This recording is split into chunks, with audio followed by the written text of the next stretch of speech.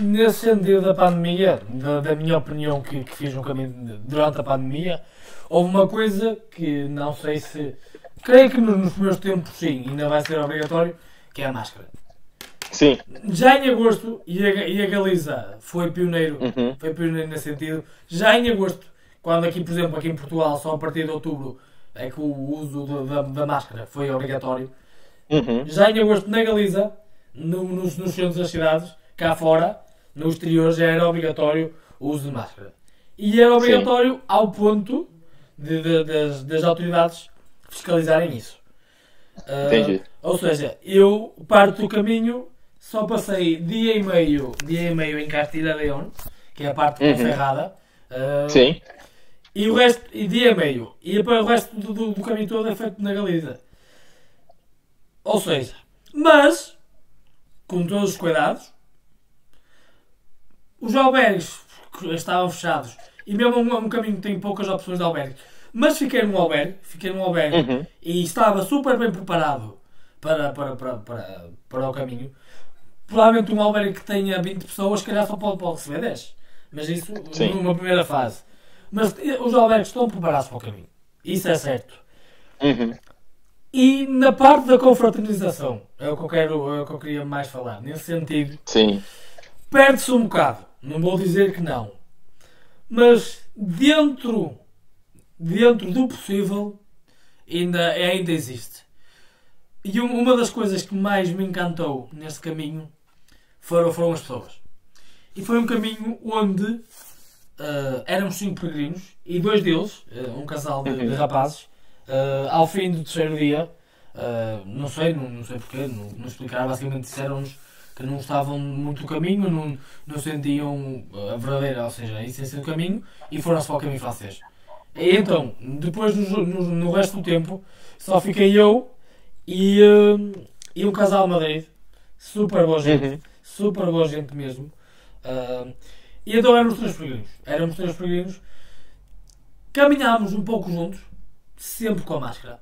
Claro que no meio se estivéssemos juntos no meio da montanha, tinha que ser, mas com as devidas distâncias. Mas, por exemplo, se eu estivesse sozinho, se eles estivessem mais atrás ou estivesse mais à frente, se estivéssemos no meio do monte, sim, aí não era preciso, estávamos sozinhos.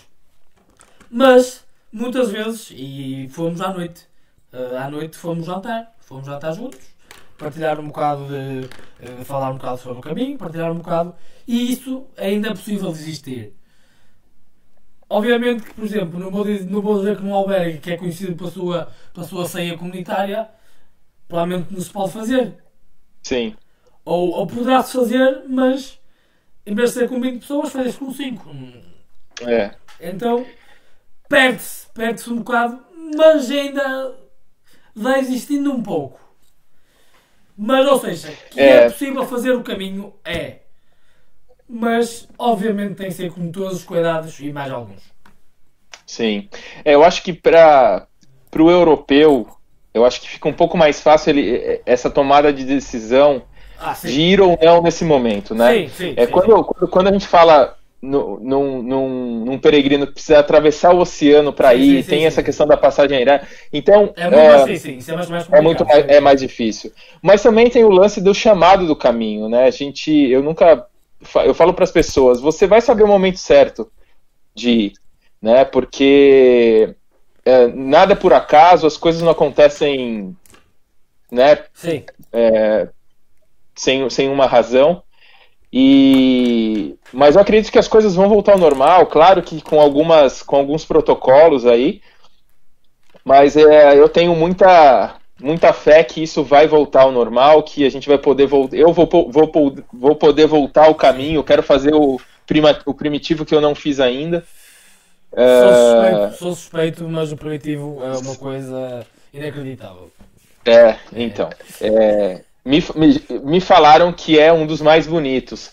Mas depois que eu fiz o caminho português pela via espiritual, é difícil. Mas aí eu tô ainda em dúvida se realmente o primitivo vai ser mais bonito que ele. Já fiz os dois. Fez os dois? Não é comparável porque são coisas diferentes. Mas eu achei ainda assim, não vou dizer que é mais bonito, eu achei o Primitivo mais especial. Tá. Não vou dizer que é mais bonito. Se a gente for colocar historicamente falando, sim. Ele é mais importante. Mas o que eu achei interessante no caminho, na vida espiritual, aquele trajeto do caminho de pedra e água, sim. Aquilo, a beleza natural que tem ali é muito difícil você ver em outro caminho.